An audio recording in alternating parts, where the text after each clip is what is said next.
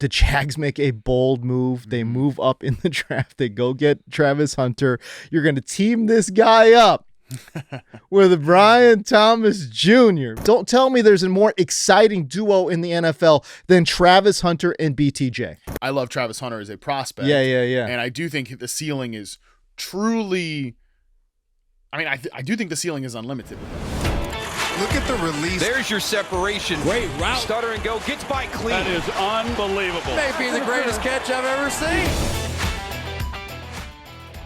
Yo, what's cracking, everybody? James Koh, Matt Harmon here with you. You're listening to Reception Perception, the show for our visual viewers and listeners, our podcast fans, our visual podcast fans, Matt.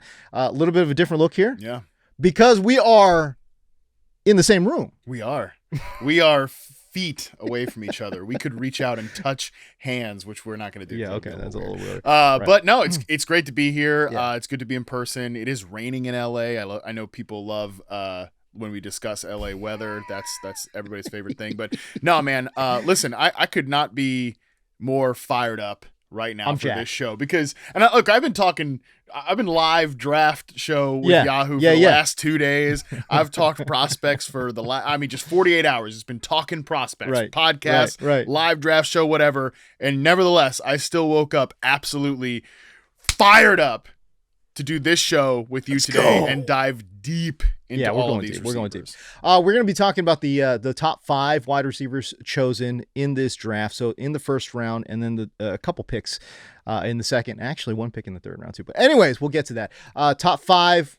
We'll say top 5 picks. Top 5 wide receivers taken in this draft. I want to start there with Travis Hunter. The Jags make a bold move. They move up in the draft. They go get Travis Hunter. You're going to team this guy up with Brian Thomas Jr., BTJ, and Travis Hunter. Matt, tell me this is not the most exciting wide receiver duo in the NFL. I'm not saying the best. Yeah. I'm not saying they're better than Chase and T right now, but I am saying from an excitement standpoint, don't tell me there's a more exciting duo in the NFL than Travis Hunter and BTJ. Man, it's so exciting. And, it's funny. Obviously, look, the Cleveland Browns trade out of that pick. We had Corey Kinnon on the show a couple weeks ago. And I was kind of like, hey, get me excited about Travis Hunter with the Cleveland Browns. And it was supposed to be a lock. It was supposed to be a lock. And look, I know that the Browns had to be very enticed by a great offer, and I think they got a great offer. Oh, they got a great offer. Great offer to move out of that pick because Andrew Berry loved Travis Hunter. That wasn't like you don't need to send a smoke screen about like getting teams to trade up. Like, no, everybody loves Travis Hunter. Yeah. James Palmer from Underdog used to be our colleague at NFL Network, reported that there was a team in the top 10 that was head over heels for Travis Hunter. Obviously, it was Jacksonville, but my point was like there should be 32 teams that are head over heels for Travis Hunter. So it wasn't as if the Browns were sending a smokescreen or anything like that. I think the rest of the Browns draft, which we're not going to talk about them today because they didn't pick a wide receiver, and I think that's fine.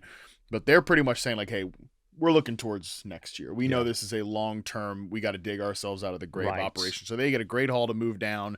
Jacksonville goes up to get Travis Hunter. They have also said that they view him as an offensive player first. He's going to start out developing on offense, which I think makes sense because, as we've talked about, he is an elite separator, but he's not yet an elite route runner. Right. There's a difference. A couple folks from the Discord really want me to dive into that difference, and I said that is a summer project.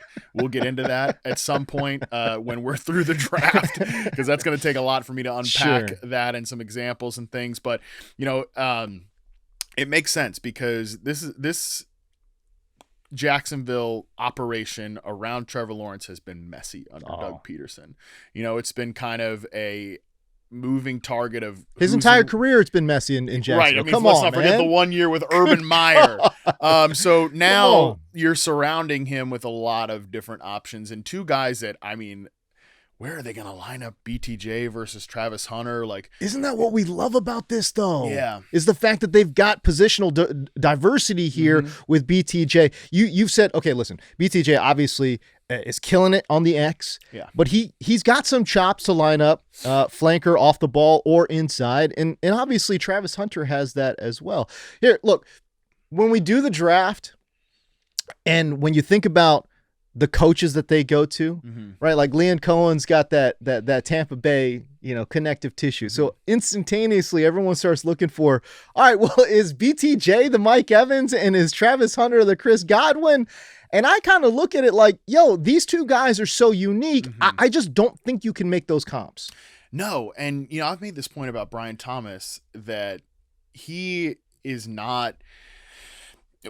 He's built like a classic X, right? Totally. And it's the big frame, it's the long arms, it's the speed that we really love to see. And he showed you an ability to beat press man coverage very early on. Like in his reception perception rookie report, his press man scores were outrageously high.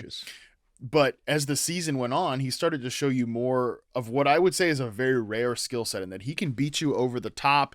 He can run routes. He can separate. There's some nuance that's growing in his game, dating back to like the end of the season at LSU that year there in Baton Rouge. But he can also be like a screen guy, and that's what's so interesting. And Liam Cohen pointed that out as soon as he was hired. He said, I didn't know that like Brian Thomas Jr. could run routes like that from the slot. He averaged 10 yards per target on screens last year. Brian Thomas Jr., which is nuts. So I had been saying like he was probably going to take not a Chris Godwin role, because he's not like a power slot. He's not that guy. Right. But he's going to take some slot reps. But I mean, Travis Hunter also is a guy who can play from multiple alignments. In his reception perception sample that I charted, he was like a 90%. He took more snaps outside than any other player I charted. He was primarily on the line of scrimmage. But if you go back to 2023, he was much more of a slot player then. Now, obviously, he's not going to get in there and fit the run like a Chris Godwin, know, that power slot type. But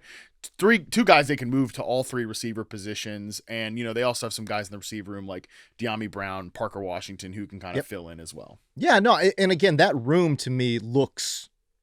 It looks really nice. It looks really nice. I so mean, again, good. like Brown and Parker Washington now, you don't have to have them be like your full-time 2 and your starters. 3. Right, yeah, exactly. Right, you don't have to. You're mixing these dudes in. I think they're useful role players in their like individual skill sets. De'Ami Brown is like a vertical guy who showed you an ability to run some crossing routes at the very, very end of his time in Washington. But primarily, dating back to UNC as a prospect, he was mostly a vertical receiver. So, like, you can now have situations where neither Brian Thomas Jr. or Travis Hunter are the X. Exactly. Like, let's say for the first time, it won't be the last time. He could be your sacrificial X receiver is De'Ami Brown. I think that's why they target him. Yeah. Ironically, by the way, we haven't, and neither has this coaching group said the name Gabe Davis like at all. Zero. Which is, it says a lot without saying something. I almost wonder, Matt, if Gabe Davis ends up being like, will he be like a less interesting Mac Hollins? I'm saying less interesting from a locker room perspective. Oh yeah, maybe an on-field perspective too. But but I'm just saying, like, is this a guy that could come in and again, when you're talking, okay, it's 3rd and short, and we got to go get a first down. We got 2 wide receivers on the football field. Is it BTJ and Gabe Davis giving you a little beef on the outside? I just like, are they even going to play Gabe? Like, I mean, that's the thing is. He was a signing by the previous front office and the previous coaching staff. Right. But it's just interesting that they mentioned Parker Washington in a press conference, and Washington actually, I think, had some moments as a useful slot receiver. So that's another thing too. Like, all right, we're 3 wide receiver sets. We want both these guys on the outside. Travis Hunter, BTJ. Parker Washington can kind of be an on the line of scrimmage slot player.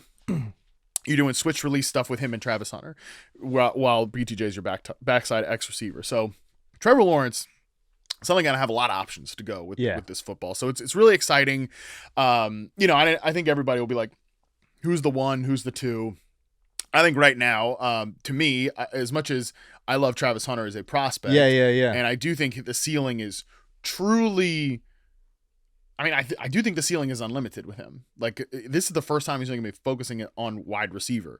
I still put we don't know if he's going to focus on wide receiver, though. Well, but I mean more so than he did at Colorado. Correct. Because he wasn't in offensive meetings at Colorado. He was primarily a cornerback that, just went out there and did stuff at wide receiver. He's not going to be doing that at the NFL. Yeah, you can't do he's that. not going to be doing that at the NFL level. But and he will play defense too. Like, he's going to be a two-way player. That's right. But I put a premium on, I have seen you do it in the NFL before. So, when it comes to my dynasty rankings or who I think is going to be more productive in year one, I do think I'm still going to go with Brian Thomas Jr. because he had a special rookie season. I think Travis Hunter is a special player. Correct. And like if we're having a totally different conversation in 2027, and also like, I mean, let me say it for the first time. Like, who gives a shit? Like, who cares? I think both of these guys will be incredible players. Right. And I think this offense is going to it's going to feel so dynamic. Like